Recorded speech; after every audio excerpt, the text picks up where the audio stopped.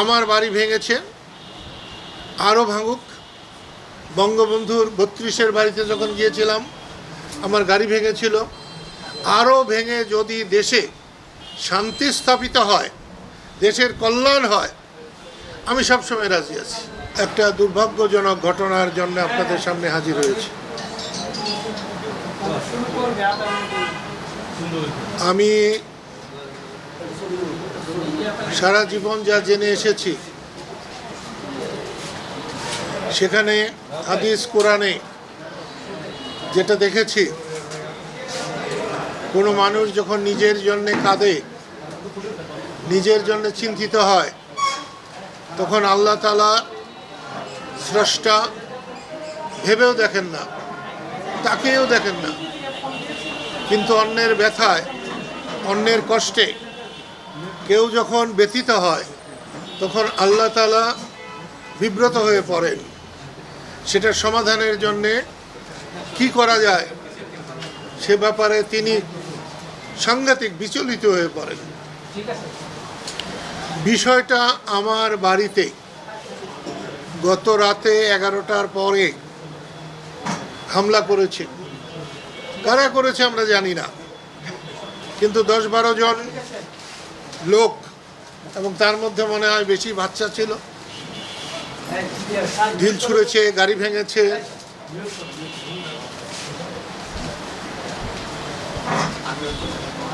কুঠা বিরোধী আন্দোলন, বৈষম্য বিরোধী আন্দোলনের পরে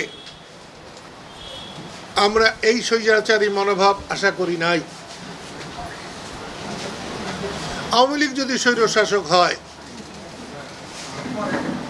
তাহলে আজকের অ্যাক্টিভিটিস, কর্মকাণ্ড, তাকে আমরা কি বলে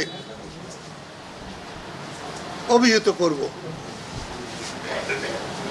শেখ হাসিনার সঙ্গে আমার দীর্ঘ 26 বছর আমরা নতুন দল করেছি, রাত দিন সংগ্রাম করেছি। আওয়ামী লীগ আমাদেরকে বহু প্রোগ্রাম করতে দেয় নাই। তারপরেও যদি সবাইকে স্বাধীনতার দোসর বানানো হয়, স্বাধীনতার দোসর না আওয়ামী লীগের দোসর বানানো হয়, তাহলে তো আমি মনে করব বৈষম্য বিরোধী আন্দোলনকে ব্যর্থ করার জন্য, ধ্বংস করার জন্যে কোনো ষড়যন্ত্র কিনা। সেই জন্য আপনাদের মাধ্যমে আমার বাড়ি ভেঙেছে, আরও ভাঙুক। বঙ্গবন্ধুর ৩২-এর বাড়িতে যখন গিয়েছিলাম আমার গাড়ি ভেঙেছিল, আরও ভেঙে যদি দেশে শান্তি স্থাপিত হয়, দেশের কল্যাণ হয়, আমি সবসময় রাজি আছি।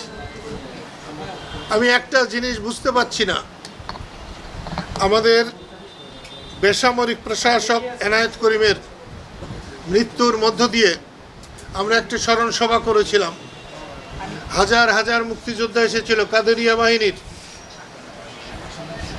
তাদের সকলের পরামর্শে কাদেরিয়া বাহিনীকে আমরা সুসংগঠিত করার জন্য একটা প্রয়াস নিয়েছি।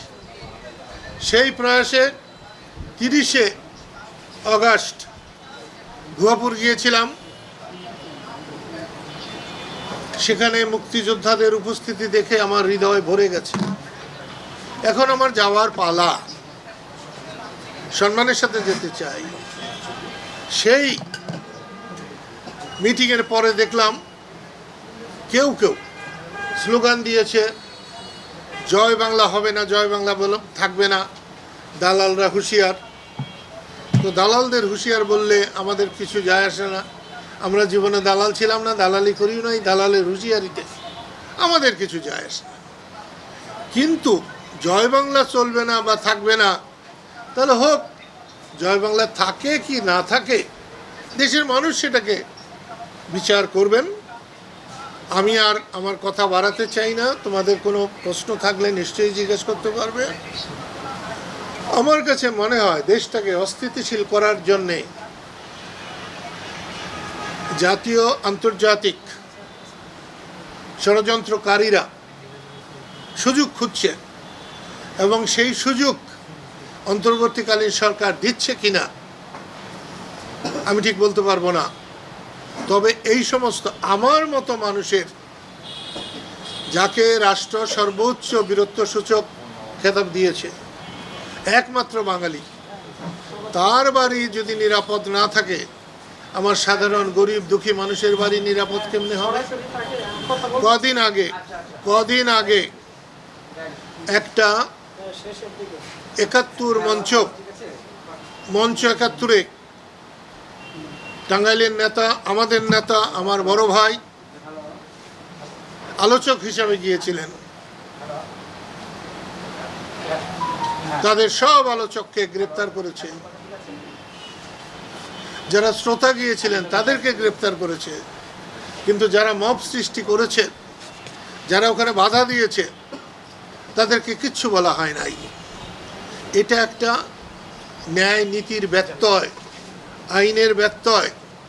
এখান থেকে আমি এই সরকারকে সরে আসতে বলবো এবং আমার বাড়ির উপরে হামলার মধ্য দিয়েই এই হামলা, চোরা গুপ্তা হামলা, এটা বন্ধ করা হোক।